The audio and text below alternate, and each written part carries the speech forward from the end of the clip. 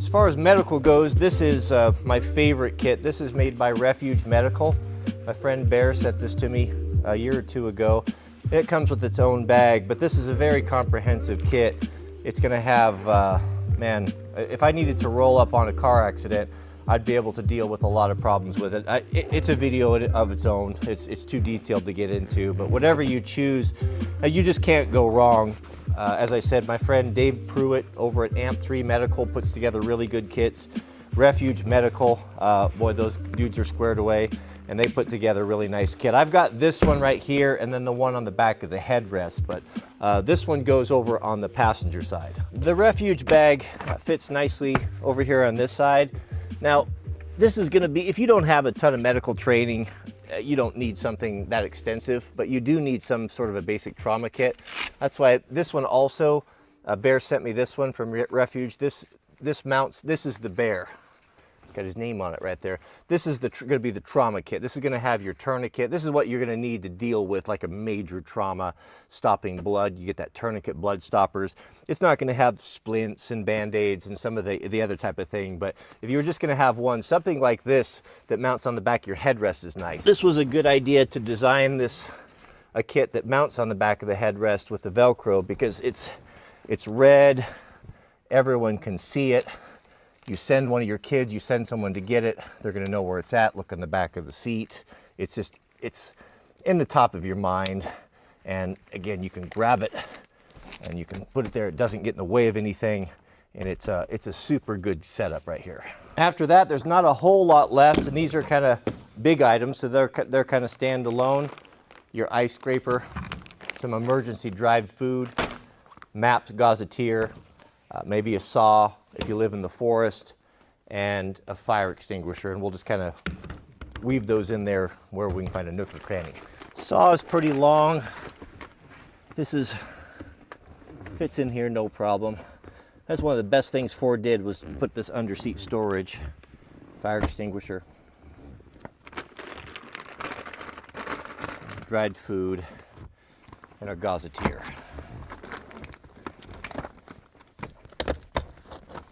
Should probably mount that down, but I don't like drilling holes in new trucks, so that pretty much takes care of that. Oh, I'll put a blanket in there, I guess. And the final and most important thing, and the only thing that I keep visible, is a pair of 100% wool Pendleton throws.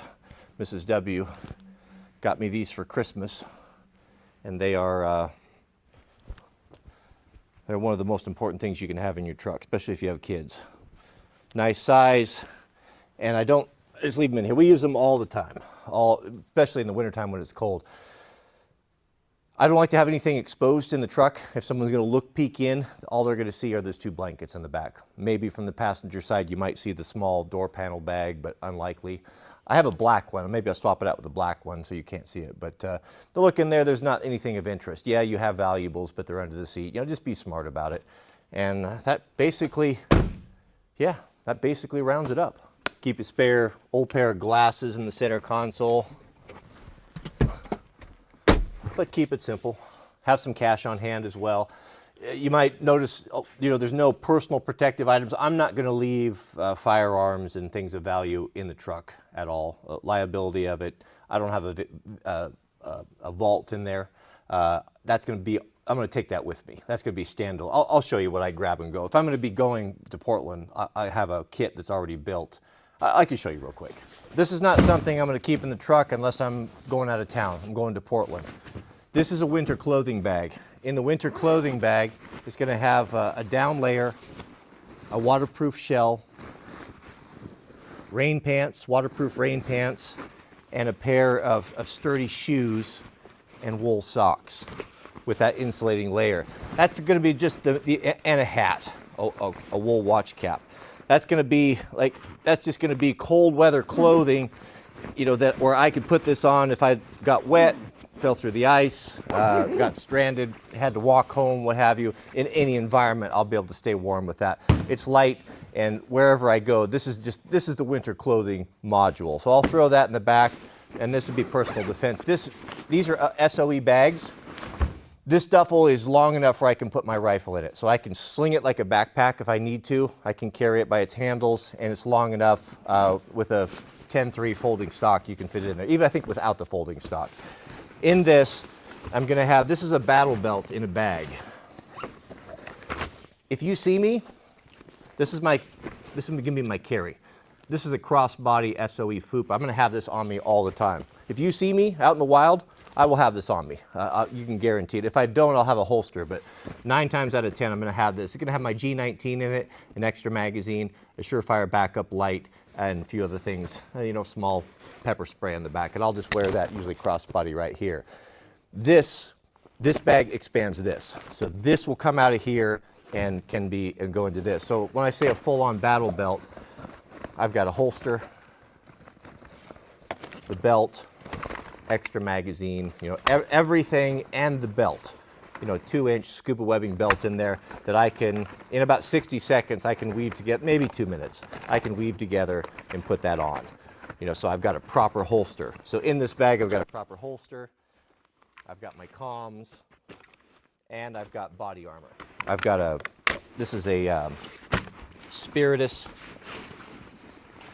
covert right there.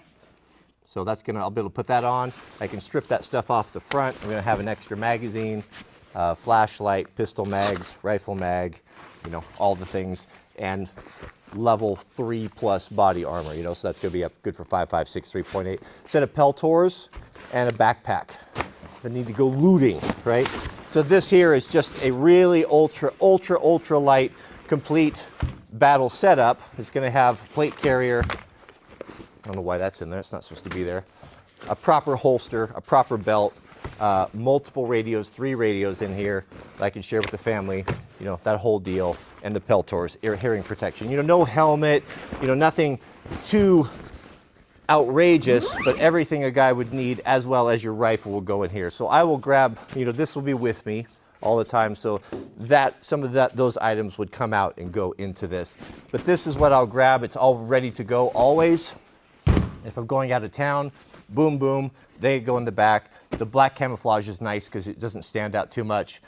You can put it in the tail, under the tail, or under the tonneau cover, whatever. But that's the system that I use. And that's about all there is to it. I guess we probably have a video. I get to talking and time goes on. My next project, I need to pull all the chainsaw stuff up, get everything topped up, chain sharpened. I think I'll do a video on that as well. It'll show you, maybe give you some ideas of what a guy should have in his chainsaw kit. The reason why it's important for me to have this ready to go at a moment's notice is because we live in timber country.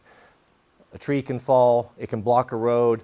If I need it, I want it ready, fueled, and ready to go. I got in the habit of doing that with the fire department. Everything needs to be ready to go when you need it. You can't be running around in the middle of the night looking for stuff, or I forgot to sharpen my chain, you know, so I like to have things done. I'm not perfect about it, but it's always the goal to do that. So next video, we'll go very comprehensive on chainsaws, how to sharpen. We'll go over the whole thing. I'll just bring you along with what I do, and it'll be like today's video. So may God bless you and your families. Please keep us in your prayers. May God bless you. Keep us in your prayers. We'll see you tomorrow.